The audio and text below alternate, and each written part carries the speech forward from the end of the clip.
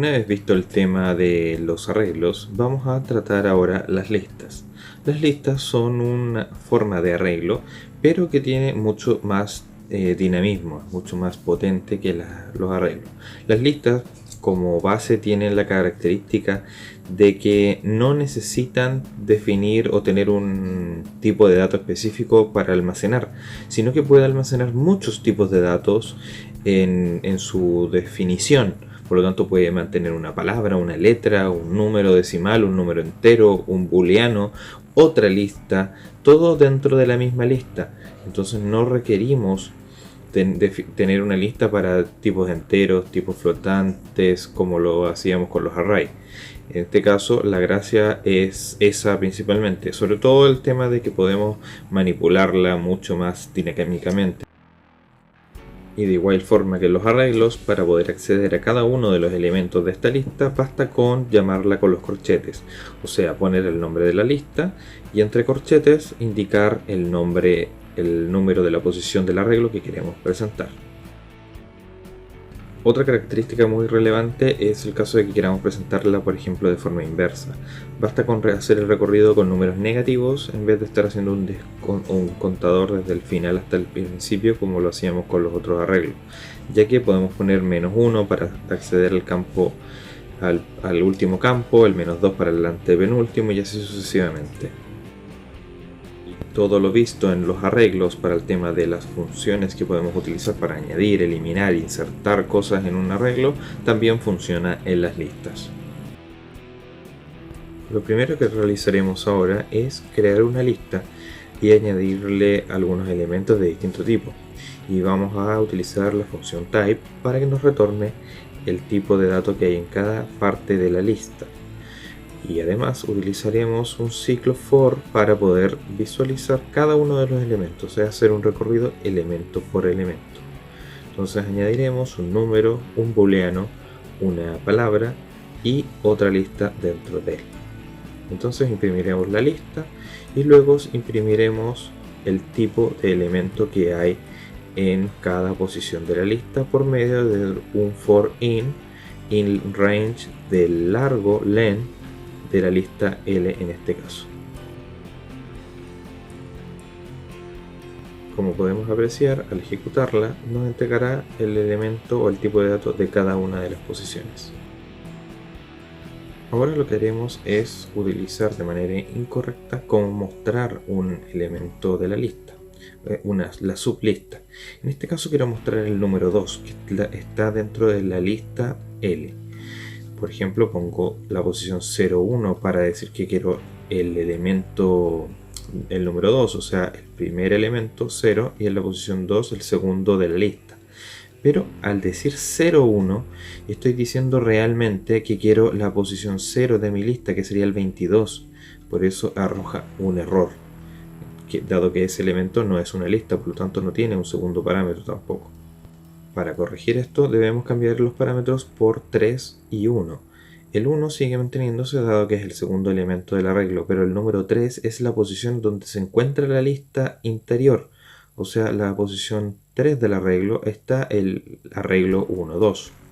Y si quisiéramos el primer elemento, solamente cambiamos el 1 por 0. Ahora utilizaremos la función append que ya habíamos trabajado anteriormente para agregar un nuevo elemento, en este caso el 99, al final de la lista.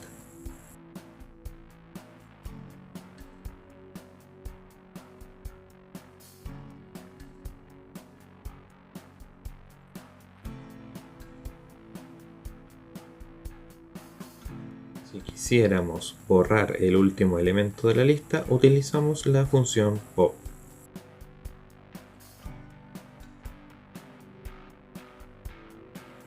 Existe otra forma de añadir un elemento al final de la lista en vez de usar el append, y eso es utilizar el más que concatena.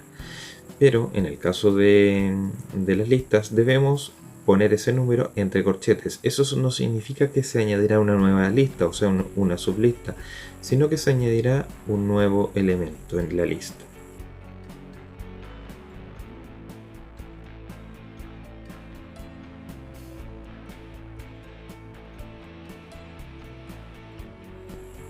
También otra manera que tenemos para añadir varios elementos es la función extend. En esta, entre corchetes, debemos añadir, separados por coma, todos los elementos que queramos agregar a nuestra lista y se agregarán al final de ella.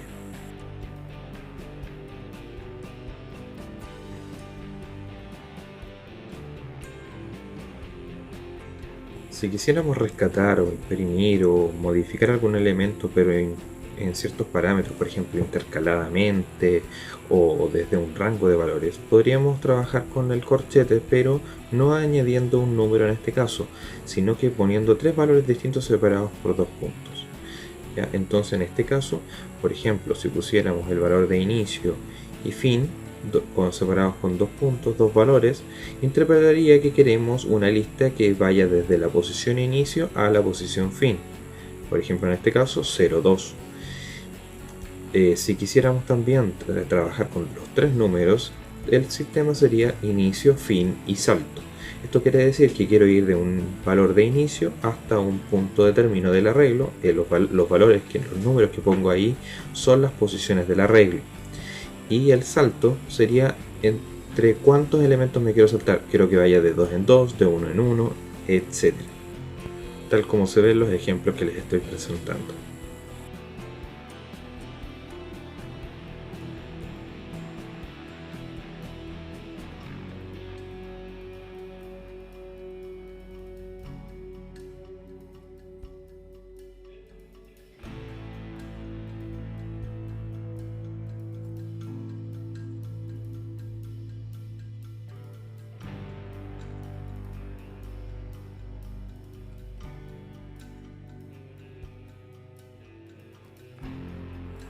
Y por último, uno de los más importantes también es cuando queremos insertar elementos entre medio del arreglo o la lista en este caso. Para hacer esto debemos utilizar el operador insert, tal como lo vemos en el array, y darle dos valores. El primero es en qué posición del arreglo quiero insertar el valor y el segundo es cuál es ese valor que voy a insertar en el arreglo. En este caso, en la posición 3 voy a insertar el número 929, el cual se va a agregar a la lista en esa posición de memoria.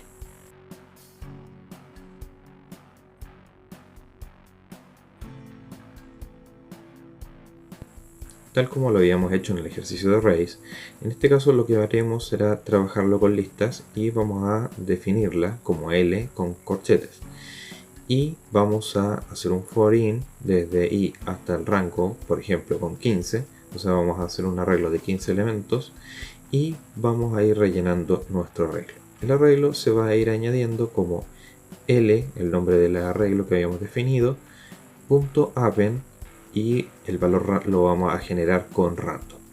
Por lo tanto, después simplemente hacemos otro for in que vaya imprimiendo la lista. La lista la imprimimos directamente con el nombre, simplemente un print L, y eso va a imprimir toda la lista. No necesitamos hacer un for y en cada posición, pero si lo quisiéramos hacer también esto es completamente válido.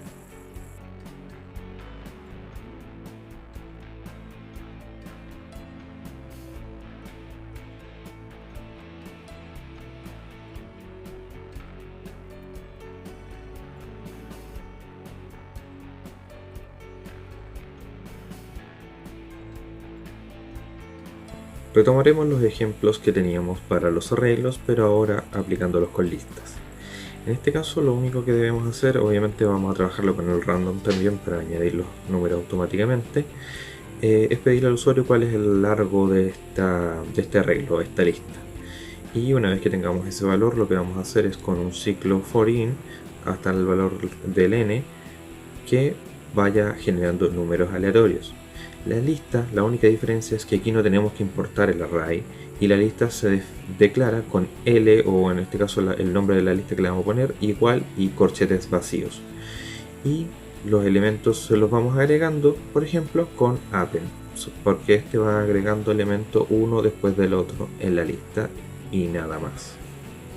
Para invertirla, simplemente hacemos L.reverse e imprimimos nuevamente ahora la lista. Recuerden que el reverse cambia la lista definitivamente. Por lo tanto, si la queremos volver a como estaba anteriormente, debemos aplicar nuevamente un reverse. No es lo mismo que hacer un for in, que también podríamos hacerlo tal como se mostró en el ejemplo de raíz.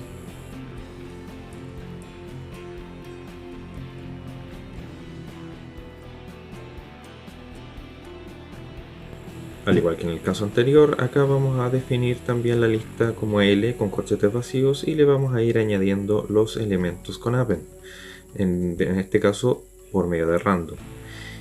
También le vamos a pedir el dato al usuario, ¿ya? El n, el largo del arreglo.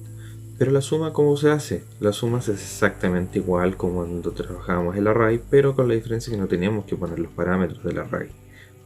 Simplemente ponemos L, corchete y la posición del forin, en este caso I, para ir haciendo el recorrido. Y eso va a ir mostrando la posición 1, 0, 1, 2, 3, etc.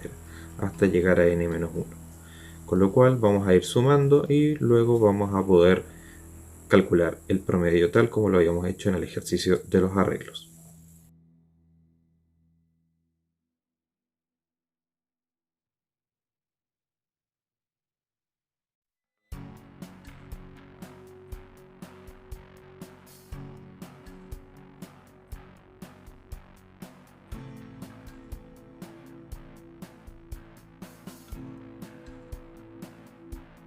En este ejemplo vamos a insertar un elemento en alguna posición de la lista, tal como lo vimos al principio, utilizando la función insert.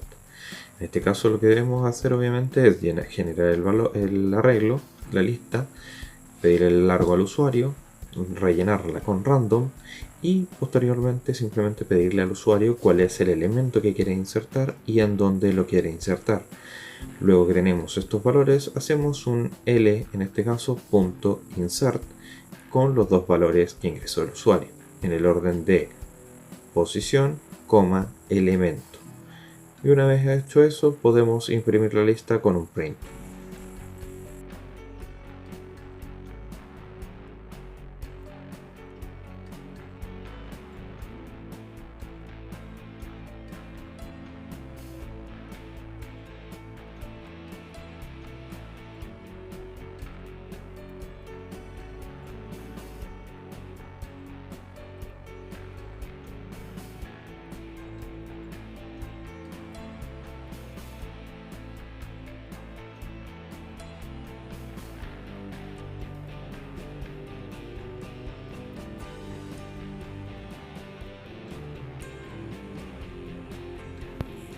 Este ejercicio lo vamos a desarrollar tal como se hizo con el array, pero trabajándolo ahora con una lista. Lo primero que debemos hacer es pedir al usuario que ingrese el tamaño de la lista, n en este caso, y vamos a generar, lo vamos a rellenar con un for i por medio de random. Vamos a hacer un l.append random entre unos valores superiores a 0. Luego vamos a definir una variable que se llame mayor y le vamos a añadir el valor menos 1. Teniendo este menos 1, quiere decir que cualquier valor que se encuentre en la lista obviamente va a ser reemplazado al principio por un nuevo valor que, dado que las listas son mayores a 0. Entonces vamos a hacer un recorrido desde con otro for in en donde digamos L en la posición I es mayor que mayor. Si es así, mayor como vale menos 1 y cualquier elemento en la lista por random que fue entre 10 y 150 va a ser mayor, entonces la primera vez va a ser mayor. Entonces mayor va a tomar ese valor, el valor de L en la posición I. Luego vamos a trabajar vamos a rescatar la posición en que se encontró. Le vamos a dar un valor por defecto y si se cambió el valor de mayor, entonces posición va a ser igual a ese valor de i, al contador, para saber en qué posición está el valor mayor. Eso se va a hacer hasta que termine de recorrer todo el arreglo o toda la lista. Si la encuentra, vamos a imprimir simplemente la posición de este arreglo para indicar en qué lugar se encontraba el elemento mayor. Eso es lo que nos están pidiendo. No nos están pidiendo mostrar el número mayor, sino que en qué posición está.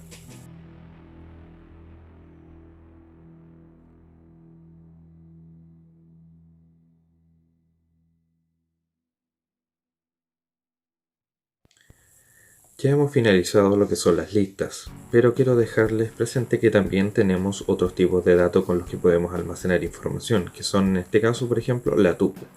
La tupla aplica todo lo mismo que hemos visto con las listas, pero con la diferencia de que es inmutable. Esto quiere decir que una vez que le damos valores, esta tupla no puede ser modificada. La tupla se diferencia de la lista en que trabaja con paréntesis, o sea, se define con paréntesis en vez de con corchetes. Pero no todos los operadores que hemos trabajado con array o con listas pueden ser aplicados en la tupla. Si recordamos el ejemplo del principio donde veíamos los principales operadores, esto funciona sin ningún problema con las listas, pero cuando transformamos la lista que tenemos al principio, que está con corchetes, y la cambiamos por paréntesis, vamos a ver que tenemos problemas. Al modificar la lista, basta con simplemente cambiar los corchetes por paréntesis. En este caso vamos a agregar una lista dentro de otra inclusive, pero vamos a ver que si lo ejecutamos vamos a tener errores. Ya va a llegar hasta una cierta instancia de ejecución. Porque, por ejemplo, el caso del append no está aceptado. No podemos agregar elementos después de que ya fueron agregados o definidos los elementos en la lista. Por lo tanto, hay que tener mucho cuidado con estas cosas. Como no podemos agregar, tampoco podemos borrarlos. No podemos aplicar el más ni el extend, dado que esos son elementos también para agregar. Pero sí podríamos utilizar los de impresión parcial, o sea, para saltar elementos. Tampoco podemos utilizar el insert para insertar un elemento en alguna posición de la lista, o la tupla en este caso.